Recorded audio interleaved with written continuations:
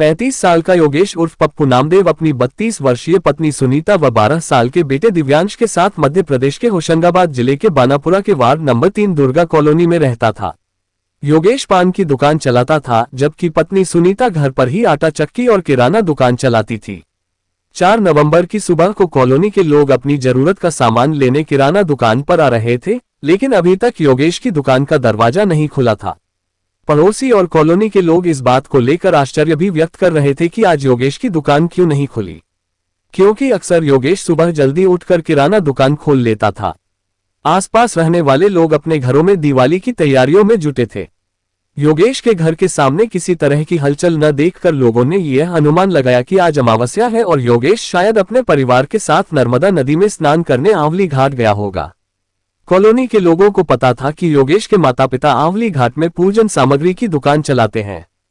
अक्सर ही पूर्णिमा और अमावस्या पर योगेश अपने परिवार के साथ वहां जाता रहता था।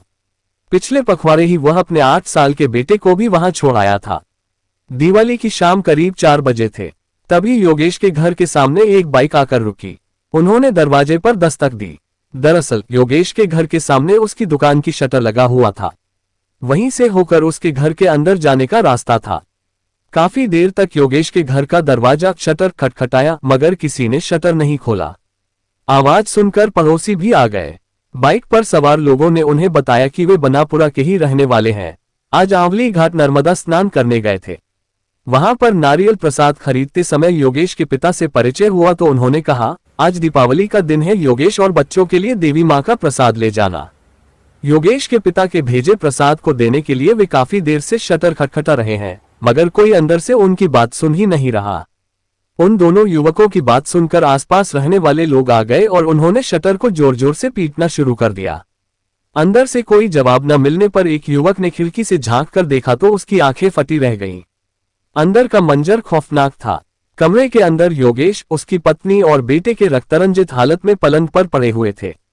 जैसे ही कॉलोनी में ये खबर फैली तो योगेश के घर के सामने कॉलोनी के लोग जमा होने लगे। इसी बीच किसी ने सिवनी मालवा पुलिस थाने में फोन करके मामले की जानकारी दे दी।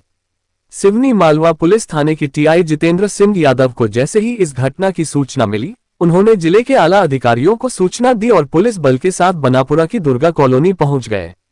योगेश के मकान में सामने की तरफ 2 शटर लगे हुए थे। एक शटर में किराना दुकान, जबकि दूसरी में आटा चक्की लगी हुई थी। आटा चक्की वाले तरफ से ही योगेश के मकान में अंदर जाने का रास्ता था।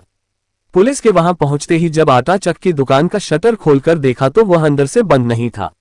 जैसे ही पुलिस टीम ने शटर को उठाया, वह आसानी से खुल गया। उसी रास्ते से पुलिस टीम ने योगेश के घर के अंदर प्रवेश किया। अंदर बेडरूम में एक पलंग पर योगेश नामदेव उर्फ पप्पू, पत्नी सुनीता नामदेव और दूसरे पलंग पर उसके 12 साल के बेटे दिव्यांश के शव पड़े हुए थे। तीनों के सिर पर चोट के साथ गले पर किसी धारदार हथियार के निशान साफ दिख रहे थे। पलंग समेत आसपास दीवार पर खून के छींटे साफ दिखाई दे रहे थे। घर के कमरे में सामान बिखरा हुआ था। एक कमरे में जलता हुआ दीपक और पूजा की सामग्री रखी हुई थी। इस दिल दहला देने वाली घटना की खबर सोशल मीडिया पर तेजी से वायरल हो चुकी थी। खबर मिलते ही होशंगाबाद जिले के SP Dr. Gurukrit Singh, SP Awadhesh Pratap Singh, SDPO Saumya Agarwal, forensic team और डॉग स्क्वाड मौके पर आ चुकी थी। घटना की खबर आंवली घाट में रहने वाले योगेश के पिता को दी गई। योगेश का एक बेटा अपने दादा दादी के पास रहता था। खबर मिलते ही आंवली घाट से योगेश के माता पिता उसके बेटे को लेकर आ चुके थे। अपने बेटे, बहू और पोते की मौत के सदमे से उनका रो रो कर बुरा हाल था। पुलिस ने तीनों शवों को बरामद कर दूसरे दिन सुबह सिवनी मालवा के सरकारी अस्पताल में पोस्टमार्टम के लिए भेज दिया, जिसके बाद तीनों शवों को योगेश के 70 साल के बूढ़े पिता विनोद कुमार नामदेव को सौंप दिया गया। घर से तीनों की अर्थियां एक साथ निकली तो दुर्गा कॉलोनी के रहवासियों की आंखें नम हो गईं। दिवाली पर रोशनी की जगह कॉलोनी में चारों तरफ सन्नाटा पसरा रहा। एसपी गुरुकृत सिंह, एसपी अवधेश प्रताप सिंह ने मौके पर जाकर जांच पड़ताल कर घटनास्थल के कमरे को पूरी तरह सील करने का आदेश दिया और हत्यारों की तलाश के लिए एसडीपीओ सौम्या अग्रवाल, टीआई जितेंद्र सिंह यादव, जिला पुलिस लाइन से इंस्पेक्टर उमाशंकर यादव, गौरव सिंह बुंदेला के नेतृत्व में 4 अलग अलग टीमें गठित की। खोजी कुत्ते के द्वारा घटनास्थल का निरीक्षण कराया गया। खोजी कुत्ते के बानापुरा रेलवे स्टेशन के प्लेटफॉर्म 1 तक जाकर रुकने से यह अनुमान लगाया गया कि शायद हत्या के आरोपी वारदात को अंजाम देने के बाद किसी ट्रेन से या प्लेटफॉर्म से गुजरे होंगे। दुर्गा कॉलोनी में दीपावली का त्योहार मातम में बदल चुका था। एक साथ हुए 3 मर्डर की वजह से कॉलोनी के लोग दहशत में थे। पुलिस ने दुर्गा कॉलोनी के लगभग दर्जन भर महिला पुरुषों के बयान दर्ज कर हत्या के कारणों को जानने की कोशिश की। नामदेव परिवार के 3 सदस्यों की हत्या की वजह जानने के लिए पुलिस ने मृतक योगेश के पिता विनोद नामदेव, माता रुक्मणी एवं 8 साल के बेटे से आंवली घाट में जाकर गहन पूछताछ की। आपके बेटे की किसी से कोई रंजिश थी क्या? टीआई जितेंद्र सिंह ने विनोद नामदेव से पूछा। नहीं साहब, पप्पू की किसी से कोई रंजिश नहीं थी, वह तो दिन भर अपनी दुकान पर ही रहता था, विनोद ने कहा। तो फिर किसी पर शक है तुम्हें? नहीं साहब, कुछ समझ नहीं आ रहा। हाँ, इतना जरूर है कि पिछले 2 महीने से पप्पू के घर पर अजीब तरीके से चोरी हो रही थी। तो फिर चोरी की रिपोर्ट दर्ज क्यों नहीं कराए? साहब, पप्पू बताता था कि घर की अलमारी से बहू सुनीता के गहने और रुपए चोरी हो रहे थे, जिसका पता लगाने के लिए योगेश ने घर पर एक तांत्रिक से तांत्रिक क्रियाएं जरूर कराई थी। विनोद नामदेव के मुंह से तांत्रिक क्रियाएं कराने की बात सुनकर पुलिस टीम के कान खड़े हो गए। पुलिस ने घटनास्थल पर जलते हुए दीपक और पूजन सामग्री को देखा था। इससे पुलिस इस नतीजे पर पहुंची कि दीपावली के एक दिन पहले तंत्र मंत्र का खेल हुआ था। तांत्रिक क्रियाएं करने वाला तांत्रिक कौन था? पुलिस ने विनोद से पूछा। साहब, हरदा जिले का गणेश काशिव अक्सर योगेश के घर पर आकर तंत्र मंत्र करता रहता था। वह चोरी गई वस्तुओं को वापस दिलाने के लिए तंत्र मंत्र का सहारा लेता था। घटना वाले दिन भी गणेश मुझसे बाइक में पेट्रोल भरवाने के लिए पैसे लेकर आया था, विनोद नामदेव ने साफ साफ बता दिया। पुलिस ने योगेश के घर सहित दुर्गा कॉलोनी में सुरक्षा बढ़ाकर आरोपियों की तलाश शुरू की तो कॉलोनी के लोगों से पता चला कि योगेश के घर तांत्रिक क्रियाओं को हरदा जिले के आदमपुर गांव का तांत्रिक गणेश काशिव अंजाम देता था। तांत्रिक पिछले कुछ दिनों से मृतक के घर बार बार आ रहा था। दीपावली के एक दिन पहले भी लोगों ने उसे योगेश के घर पर देखा था। पुलिस को तीनों मृतकों योगेश नामदेव, पत्नी सुनीता बाई व बच्चे दिव्यांश के शवों पर चोटों के निशान मिले थे। मृतकों के पास पूजा का स्थान एवं उसके पास पड़े खून के छींटे, जलता हुआ दीपक, ये सभी साक्ष्य पुलिस के लिए तांत्रिक क्रियाओं की तरफ इशारा कर रहे थे। योगेश के मौसेरे भाई से भी तांत्रिक गणेश की पूजा करने की बात पुलिस को पता चली। पुलिस की एक टीम हरदा जिले के हंडिया थाना क्षेत्र के गांव आदमपुर पहुंची और शक के आधार पर तांत्रिक गणेश काशिव को लेकर सिवनी मालवा आ गई। गणेश ने तांत्रिक क्रियाएं करने की बात तो स्वीकार कर ली, मगर हत्या की बात से अनजान बनने की कोशिश करता रहा। पुलिस ने जब उससे सख्ती से पूछताछ की तो वह जल्दी ही टूट गया। पुलिस पूछताछ में तांत्रिक गणेश काशिव ने अपने साथी मोनू उर्फ मोहन बामने के साथ मिलकर 3-4 नवंबर 2021 की रात 12 बजे अमावस्या को मृतक के घर पूजा करने और उनकी हत्या करने का जुर्म कबूल कर लिया। आरोपी गणेश ने बताया कि उसने इंद्रजाल नामक पुस्तक से तंत्र विद्या सीखी थी। उसने पुलिस के सामने दावा किया कि वह गायब पैसा और गायब सामग्री को वापस दिलाने की तंत्र विद्या अच्छी तरह जानता है। वैज्ञानिक आविष्कारों के बावजूद भी पढ़े लिखे परिवार द्वारा रुपए और गहने वापस पाने के लिए अंधविश्वास के चक्कर में पड़कर तांत्रिक से तंत्र मंत्र कराने की जो कहानी सामने आई वह इस प्रकार निकली। 70 साल के विनोद नामदेव मूलतः होशंगाबाद जिले के आंवली घाट के निवासी हैं। नर्मदा नदी के तट पर पूजन सामग्री की दुकान से उनके परिवार की रोजी रोटी चलती है। विनोद का इकलौता बेटा योगेश पढ़ लिख कर जवान हुआ तो वह काम की तलाश में गांव से 30 किलोमीटर दूर बनापुरा आ गया। बनापुरा में योगेश ने पान की दुकान खोल ली। योगेश के बनाए पान के लोग दीवाने हो गए। योगेश की पान की दुकान चल पड़ी तो रोजाना हजारों रुपए की कमाई होने लगी। सन 2008 में योगेश की शादी सुनीता से हो गई।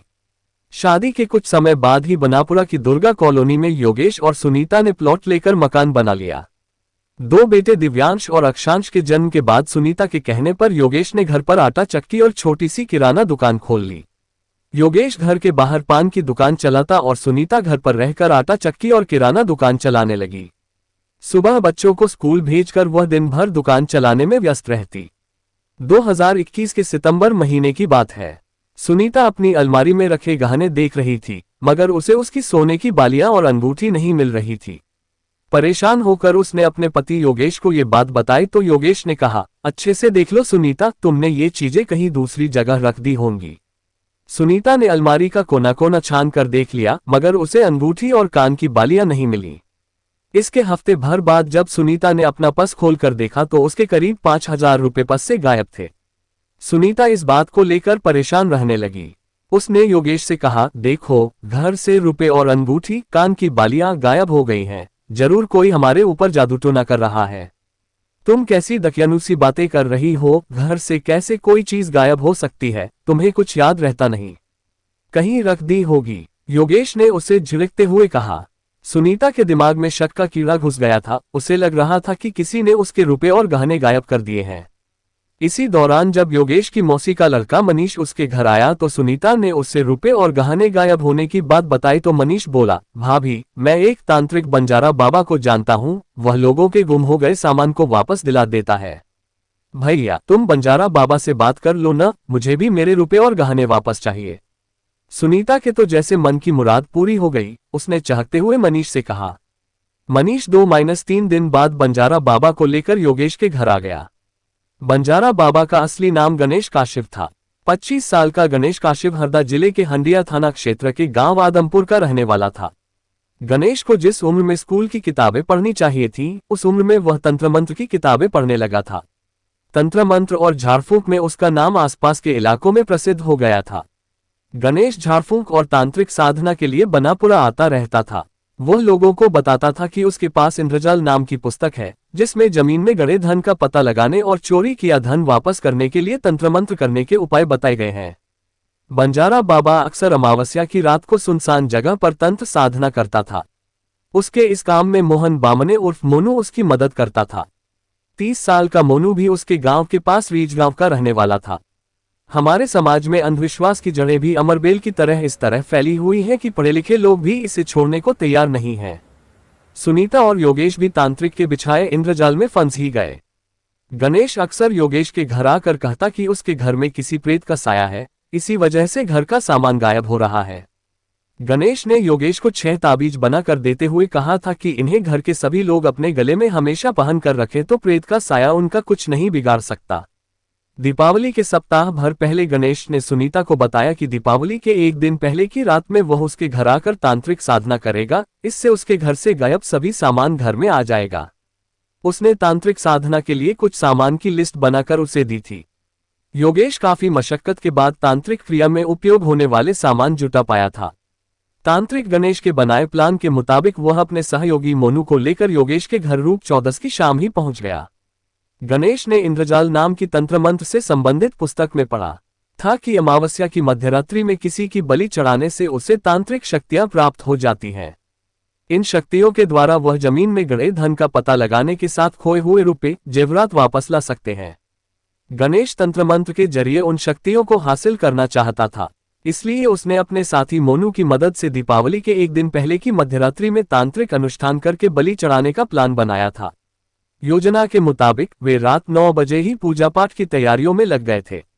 योगेश के घर में बने एक कमरे में दीपक जलाकर पूजा में उपयोग होने वाले सामान को सजाकर रख लिया गया था। सुनीता पूजा की तैयारियों के साथ खाना बनाने की तैयारी भी कर रही थी, क्योंकि गणेश ने सुनीता से बोल दिया था कि खाना तैयार कर परिवार के लोग खा ले, तांत्रिक अनुष्ठान के बाद वह खाना खाकर ही घर जाएगा। गणेश ने एक कागज की पुड़िया सुनीता को देते हुए कहा था कि इसे सब्जी में डाल देना, इसमें अभिमंत्रित भभूत भस्म है जो हर बला से सबको बचाकर रहेगी। सुनीता बहुत खुश थी। उसे भरोसा था कि बंजारा बाबा के द्वारा किए जाने वाले तांत्रिक अनुष्ठान से उसके गहने वापस मिल जाएंगे। बाबा द्वारा दी गई भभूत उसने सब्जी में डाल दी। रात के 11 बजने वाले थे तभी बाबा ने सुनीता को बुलाकर कहा, आप तीनों खाना खाकर थोड़ा आराम कर लें, तांत्रिक अनुष्ठान में 2 घंटे से भी ज्यादा का समय लगेगा। तांत्रिक अनुष्ठान देखने को बाबा ने पहले ही मना कर दिया था, इसलिए सुनीता, योगेश और दिव्यांश ने एक साथ बैठकर खाना खाया और अपने अपने पलंग पर लेट गए। बिस्तर पर पहुंचते ही वे कब बेहोश हो गए, उन्हें पता ही नहीं चला। इधर जैसे ही तांत्रिक अनुष्ठान खत्म हुआ तो बाबा ने मोनू को अंदर जाकर देखने को कहा। मोनू ने घर के अंदर जाकर देखा तो तीनों सो चुके थे। उसने तसल्ली के लिए आवाज देकर पुकारा, मगर योगेश का परिवार सब्जी में मिलाई गई जहरीली भभूत के असर से बेहोश हो चुका था। मौके का फायदा उठाकर दोनों ने तांत्रिक क्रिया में इस्तेमाल की गई धारदार कुल्हाड़ी निकाल ली। देखते ही देखते तीनों के सिर पर जोरदार प्रहार कर उनका गला भी रेत दिया। कुल्हाड़ी के वार से खून के छींटे दोनों के कपड़ों पर पड़ चुके थे। तीनों का काम तमाम कर गणेश और मोनू ने अलमारी में रखे गहने और रुपए निकाले और सारा सामान समेटकर वे बाइक से भाग गए। जिस ढंग से दोनों ने घटना को अंजाम दिया था, उन्हें पकड़े जाने का जरा भी खौफ नहीं था। इसलिए वे रात को ही अपनी बाइक से हरदा जिले के अपने अपने गांव पहुंच गए थे। पुलिस की सघन पूछताछ में जब इस बात का खुलासा हुआ कि गणेश और मोनू तंत्र मंत्र के लिए बनापुरा आते थे, वे पुलिस की नजरों से ज्यादा दिन छिप नहीं सके। सिवनी मालवा पुलिस ने तांत्रिक गणेश और मोनू को उनके गांव से गिरफ्तार कर लिया। आरोपियों के खिलाफ भादमवी की धारा 302, 201, 460, 380 के तहत अपराध दर्ज कर 8 नवंबर 2021 को दोनों को कोर्ट में पेश कर 1 दिन के पुलिस रिमांड पर लेकर पूछताछ में सारे मामले का खुलासा हुआ। तांत्रिक की निशानदेही पर घटना में प्रयुक्त कुल्हाड़ी, खून से सने हुए कपड़े और योगेश के घर से चुराए हुए रुपए, सोने का मंगलसूत्र बरामद कर लिया। 10 नवंबर को दोनों को कोर्ट में पेश किया गया, जहां से उन्हें होशंगाबाद जेल भेज दिया गया। तो दोस्तों, ये थी पूरी कहानी। कहानी को लास्ट तक सुनने के लिए आपका तहे दिल से धन्यवाद। कहानी के बारे में आपकी क्या राय है, कमेंट करके जरूर बताएं। मेरा ये चैनल अभी नया है, इसलिए मुझे आपके सहयोग की बहुत ज्यादा जरूरत है, इसलिए कमेंट जरूर करें। तो चलिए दोस्तों, आज के लिए इतना ही। कल फिर मिलते हैं क्राइम की एक सच्ची कहानी के साथ। तब तक के लिए स्वस्थ रहें, सुरक्षित रहें और अपना ध्यान रखें। जय हिंद दोस्तों, जय भारत।